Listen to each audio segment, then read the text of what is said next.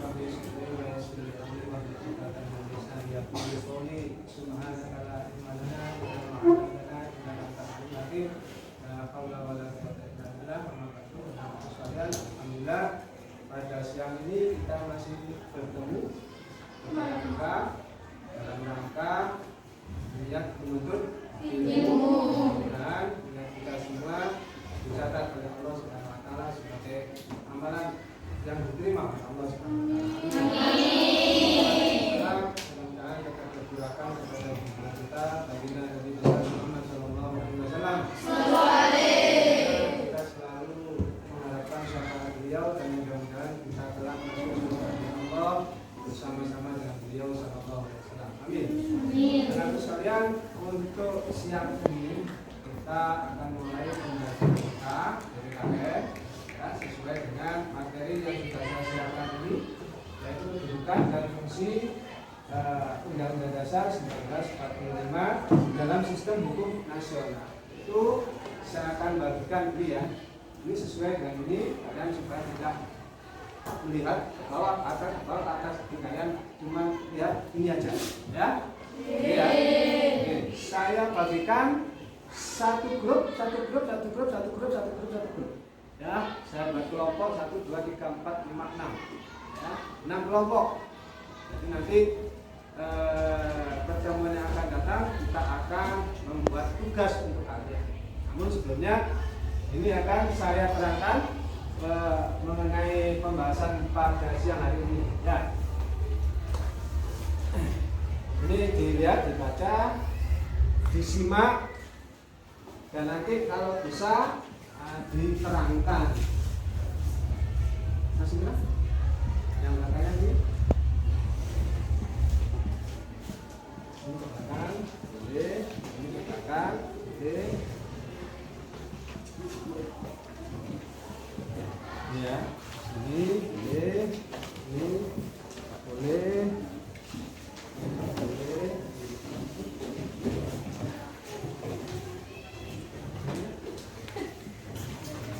Oke, bisa dimulai ya. Oke, sebagaimana yang sudah kita ketahui bersama, pembahasan yang terdahulu kita membahas masalah kedudukan dan fungsi daripada UUD RI 1945 dalam sistem hukum nasional, artinya sistem hukum di Indonesia. Nah, dilihat itu edaran yang saya berikan. Makna UUD RI tahun 1945 dalam sistem hukum nasional.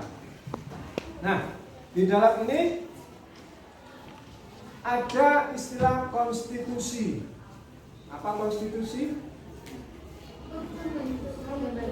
Konstitusi adalah segala ketentuan dan aturan.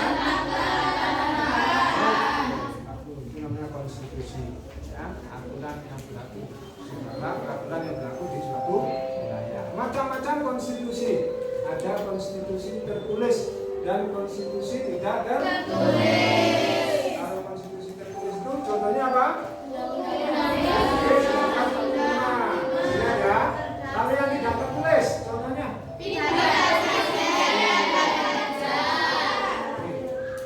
Tapi kalau konstitusi tertulis itu adalah konstitusi yang dituangkan di dalam dokumen. Kalau konstitusi yang tidak tertuang dalam dokumen, artinya dokumen formal, itu konstitusi tidak tertulis. Nah, sekarang makna alamiah pembukaan UUD 1945. Yang ada pokok pikiran pembukaan UUD 45. Di situ ada 4 pokok pikirannya. Yang pokok pikiran pertama tentang rincian dan pokok-pokok pikiran pembukaan UUD RI 1945 ke dalam bentuk pasal-pasal. Artinya apa? Di dalam batang tubuh itu sudah terperinci, pokok-pokoknya itu sudah terperinci, ya, sudah terperinci di dalam bentuk pasal-pasal. Pasal 1, pasal 2, pasal 3. Lain kali kita akan apalan pasal-pasal ya? Ya. Setuju ya? Setuju. Sekarang terakhir, UUD RI terdiri dari 2 macam. materi, yaitu pengaturan sistem pemerintahan negara. Di antaranya di situ memuat masalah kedudukan bangsa, kedudukan negara, tugas negara, wewenang negara, hubungan negara antar lembaga. Yang kedua, hubungan negara dengan warga negara dan penduduknya. Di situ masalah apa saja? Politik, ekonomi, sosial, budaya, hankam. Hankam itu apa? Pertahanan dan keamanan. Kalau dulu istilahnya hankam rata. Pertahanan, keamanan, rakyat jenis. Oke. Dari sini ada yang perlu tanyakan? Ada ya? Tadi semuanya sudah paham ya? Oke. Dari semua yang sudah saya terangkan tadi itu bahwasanya dapat ditarik kesimpulan bahwasanya konstitusi itu adalah merupakan segala ketentuan dan aturan tentang ketatanegaraan. Segala ketentuan dan aturan tentang ketatanegaraan. Ya. Aturannya apa saja dalam negara itu? Ada apa saja? Tertulis dan tidak tertulis. Ya, yang tidak tertulis. Contohnya di Pidato Presiden. tertulis. Oke, ya, mudah-mudahan bermanfaat ya buat kalian. Amin. Nah, dari sini kalau nggak ada pertanyaan, kita langsung masuk pada sesi permainan. Ya. Pada sesi permainan. Nah, saya mainkan dulu. Waktunya 30 detik. Ya, harus bisa jawab. Ya, per orang aja. Orang ya. Oke, ini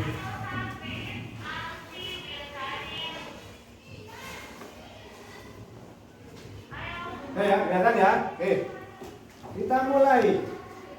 Materi pokok kita adalah kedudukan dan fungsi UUD RI 1945 dalam sistem hukum nasional.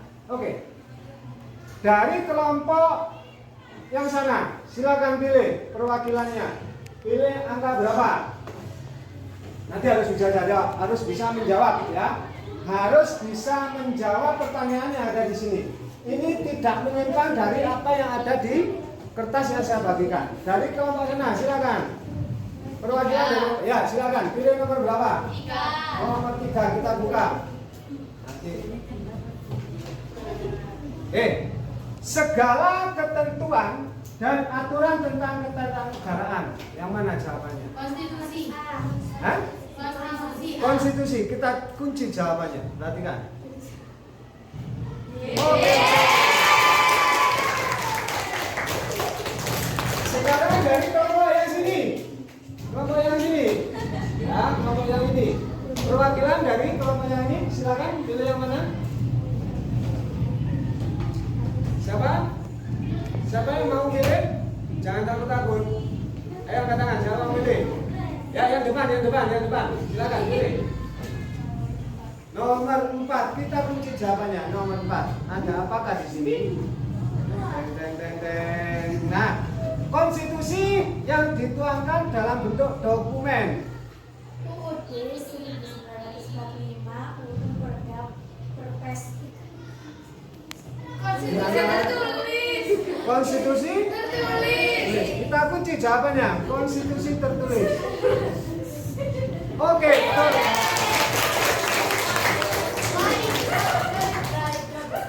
Kelompok sini. Kelompok yang ini, silakan. Yang depan. Ya, pilih nomor berapa? Nomor 1. Kita lihat jawabannya. Batang tubuh pasal-pasal merupakan perwujudan perincian dan pokok-pokok pikiran pembukaan UUD RI 1945 ke dalam bentuk pasal-pasal. Apakah? Makna? UUD. Betul enggak ya? Betul. Kita kunci yang A ya. Kita kunci jawabannya. Yang mana ini? Baik. 3-2. Dari kelompok sini. Silakan. Dari yang mana? 5. Oke. Nomor 5.